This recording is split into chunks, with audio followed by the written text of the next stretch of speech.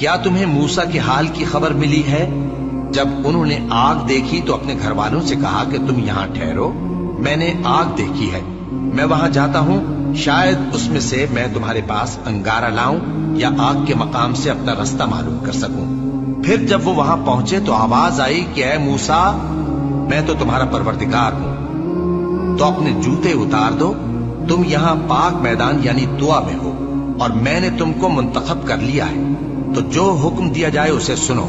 بے شک میں ہی اللہ ہوں، میرے سوا کوئی معبود نہیں، تو میری عبادت کیا کرو اور میری یاد کے لیے نماز پڑھا کرو۔ قیامت یقیناً آنے والی ہے، میں چاہتا ہوں کہ اس کے وقت کو پوشیدہ رکھوں تاکہ ہر شخص جو کوشش کرے اس کا بدلہ پائے، تو جو شخص اس پر ایمان نہیں رکھتا اور اپنی خواہش کے پیچھے چلتا ہے کہیں تم کو اس کے یقین سے روک نہ دے۔ اے موسیٰ، یہ تمہارے داہنے ہاتھ میں کیا ہے؟ انہوں نے کہا یہ میری لاٹھی ہے، اس پر میں ٹیک لگاتا ہوں اور اس سے اپنی بکریوں کے لیے پتے جھاڑتا ہوں، اور اس میں میرے اور بھی کئی فائدے ہیں۔ فرمایا کہ موسیٰ اسے زمین پر ڈال دو، تو انہوں نے اس کو ڈال دیا اور وہ یکا یک سانپ بن کر دوڑنے لگا۔ فرمایا کہ اسے پکڑ لو اور ڈرنا مت، ہم اس کو ابھی اس کی پہلی حالت پر لوٹا دیں گے، اور اپنا ہاتھ اپنی بغل میں دبا لو کہ وہ کسی عیب و بیماری کے بغیر سفید چمکتا دمکتا نکلے گا۔ یہ دوسری نشانی ہے تاکہ ہم تمہیں اپنے بڑے بڑے نشانات دکھائیں۔ تم فرعون کے پاس جاؤ کہ وہ سرکش ہو رہا ہے، کہا اے میرے پروردگار، اس کام کے لیے میرا سینہ کھول دے اور میرا کام آسان کر دے، اور میری زبان کی گرہ کھول دے تاکہ وہ میری بات سمجھ لے، اور میرے گھر والوں میں سے ایک کو میرا وزیر یعنی مددگار مقرر فرما، یعنی میرے بھائی ہارون کو، اس سے میری کمر کو مضبوط کر اور اسے میرے کام میں شریک کر، تاکہ ہم تیری بہت سی تسبیح کریں اور تجھے کثرت سے یاد کریں، تو ہم کو ہر حال میں دیکھ رہا ہے۔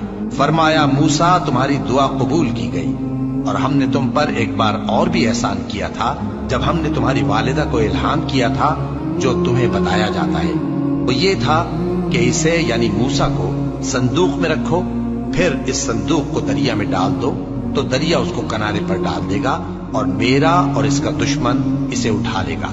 اور موسیٰ، میں نے تم پر اپنی طرف سے محبت ڈال دی، اور اس لیے کہ تم میرے سامنے پرورش پاؤ۔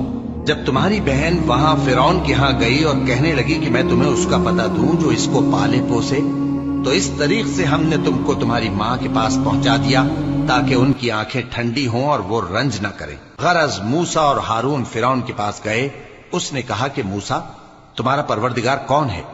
کہا کہ ہمارا پروردگار وہ ہے جس نے ہر چیز کو اس کی شکل و صورت بخشی، پھر راہ دکھائی۔